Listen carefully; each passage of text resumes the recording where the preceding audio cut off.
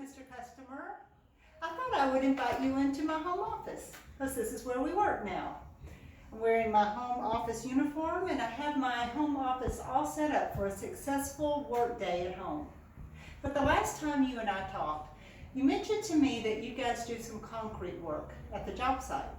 And when I asked you how you finished the concrete once the forming was removed, you said you're just really using grinders for the edges and corners and areas like that. And so we started talking about how good the finish was with a grinder and what your dust control was with the grinder, and you mentioned that both of those could be improved upon. Let's go out to the van and I'll show you how we're going to improve it. Action. So now we're outside of the van so I can show you our brand new, what's the name of it? DGH 130.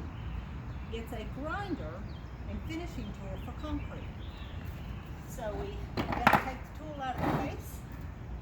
And as you can see, it comes with some finishing pads, 2 sets, and the diamond cup wheel. This diamond cup wheel will allow you to take slabs and really large clumps of concrete down, and then we can move to a finer finish as we go. I brought some notes as a cheat sheet because it is brand new to us, and I didn't want to forget anything. So again, it's for light duty and finishing. And as you'll notice, it has an integrated dust system. That will speed up productivity because you don't have to stop and attach something to this grinder. It's already here. With an adjustable shroud that'll allow you to capture dust better than you could on a typical grinder and on a removable shroud. This will improve the life of the tool because it inherently removes the dust and controls the dust as you go. It improves worker productivity because it doesn't slow them down having to take parts off and add parts to it. Now, we're going to talk about the ergonomics of the tool. The ergonomics gives you better control of the tool, which allows for a better finish.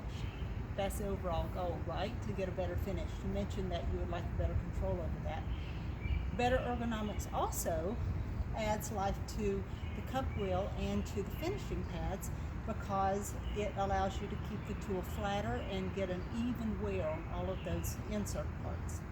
And it also is more comfortable to use for the end user. Instead of a wrench to take the diamond cup wheel on and off, we use our quick lock nut application so that you work faster. You don't have to worry about losing the wrench. Where is the wrench? I got to stop and look for a wrench. It's all built in for quick replacement. This tool is also a 6-speed variable speed tool that will allow for a better finish because you can kind of control what you're getting as you're getting it. We talked about the unique inserts already a little bit. You've got the diamond cup wheel to remove the large stuff, and then your finishing pads that come in 50, 100, or 200 grit. 2 sets of those included when you get the tool. You're going to want to use this tool with our VC 125, 150, or 300 series vacuums.